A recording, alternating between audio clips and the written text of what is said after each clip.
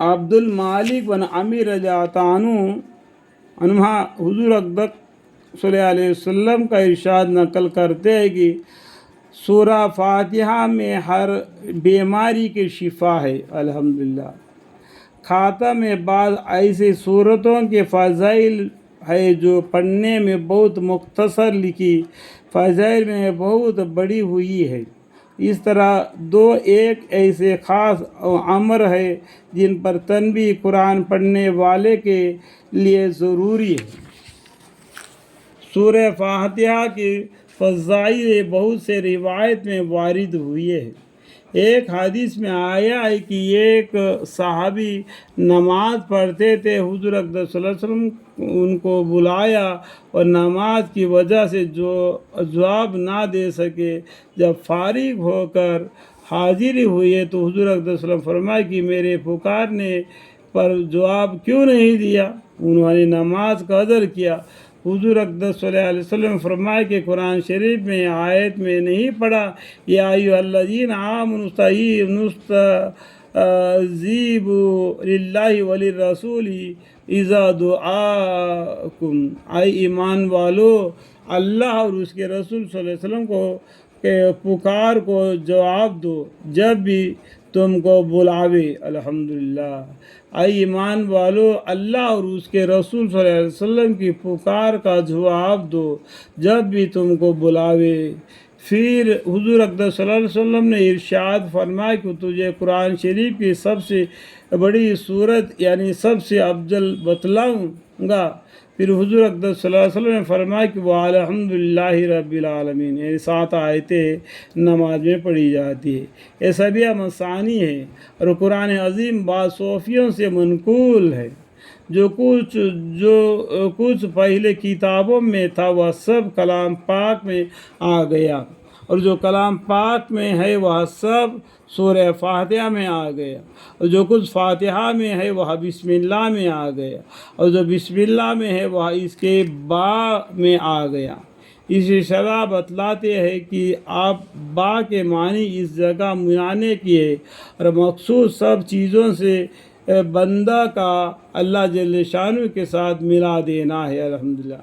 بعض نے اس کے آگے اضافہ کیا ہے کہ با میں جو کچھ ہے وہ اس کے نقطہ میں آ گیا، یعنی وحدانیت کی نقطہ اصطلاح میں کہتے ہیں وہ چیز کو جس کی تقسیم نہ ہو سکتی ہو۔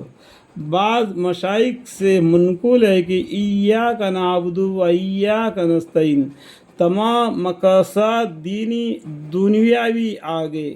ایک دوسرے روایت میں حضور اقدس صلی اللہ علیہ وسلم کا ارشاد وارد ہوا ہے کہ اس ذات کی قسم جس کے قبضے میں میری جان ہے کہ میں جیسے صورت نازل نہیں ہوئی نہ توریات میں، نہ انجیل میں، نہ زبور میں، نہ بقیہ قرآن پاک میں۔ مشائخ نے لکھا ہے کہ اگر سورہ فاتحہ کو ایمان و یقین کے ساتھ پڑھے تو ہر بیماری سے شفا ہوتی ہے۔ الحمدللہ۔ دینی ہو یا دنیاوی، ظاہری ہو یا باطنی، لکھ کر لٹکانا اور چاٹنا بھی امر عزی کے لیے نافع ہے۔ صحابہ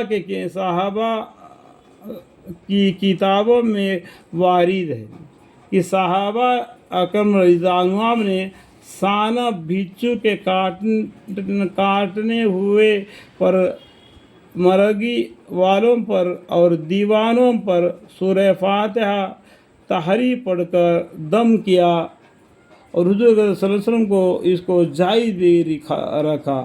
نیز ایک روایت میں آیا ہے کہ سعید بن یزید رضی اللہ عنہ حضور اقدس صلی اللہ علیہ وسلم کا یہ سورت کو دم فرمایا اور یہ سورہ پڑھ کر لعاب دہن دردگی جگہ لگایا۔ اور ایک روایت میں آیا ہے کہ جو شخص سونے کے ارادے سے لیٹے اور سورہ فاتحہ اور قل هو اللہ احد پڑھ کر اپنے اوپر دم کر لے، موت کے سوا ہر بلا سے امن پاوے۔ ایک روایت میں آیا ہے کہ سورہ فاتحہ تو ثواب میں 2/3 قرآن کے برابر ہے الحمدللہ۔ ایک روایت میں آیا ہے کہ عرش کے خاص خزانے سے مجھ کو 4 چیزیں ملی ہے کہ اور کوئی چیزیں اس خزانے سے کسی کو نہیں ملی۔ ایک تو سورہ فاتحہ، دوسرا آیت الکرسی، تیسرا سورہ بقرہ کی آخری آیت، اور چوتھا سورہ کوثر، انا اعطیناک الکوثر۔ ٹھیک ہے۔ ایک روایت میں آیا ہے کہ حسن بصری رحمۃ اللہ، دیکھو یہاں پر حسن بصری رحمۃ اللہ کر کے آ گیا، اس سے پہلے حسن بصری رضی اللہ عنہ کر کے آ گیا ہے۔ ٹھیک ہے۔ حضور اقدس صلی اللہ علیہ وسلم سے نقل کرتے ہیں کہ جس نے سورہ فاتحہ کو پڑھا اس نے گویا توریات، انجیل، زبور اور قرآن شریف کو پڑھا۔ ایک روایت میں آیا ہے کہ ابلیس کو اپنے اوپر نوح اور جاری اور سر پر کھانک ڈالنے کی 4 مرتبہ نبوت آئی، اور جبکہ اس پر لعنت ہوئی، دوسری جبکہ اس کو آسمان سے زمین پر ڈالا گیا، تیسری جبکہ حضور اکرم صلی اللہ علیہ وسلم کو نبوت ملی، چوتھی جبکہ سورہ فاتحہ نازل ہوئی۔ اے شیطان کے اوپر ایک بڑا ابلیس کو اپنے اوپر نوحہ مطلب کیا ہے کہ رنز اٹھانا۔ دیکھو شیطان، ابلیس،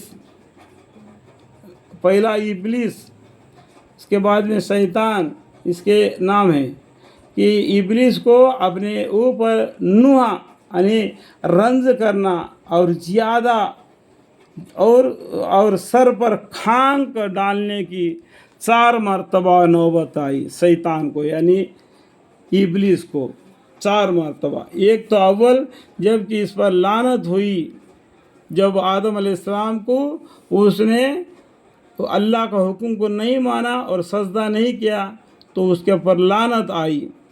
دوسری جب کہ اس کو آسمان سے زمین پر ڈالا گیا، جیسا کہ آدم علیہ السلام کو اس نے بھٹکانے کی وجہ سے، یہ گمراہ کرنے کی وجہ سے، وہ گمراہ ہونے کی وجہ سے دونوں کو جنت سے زمین پر ڈالا گیا۔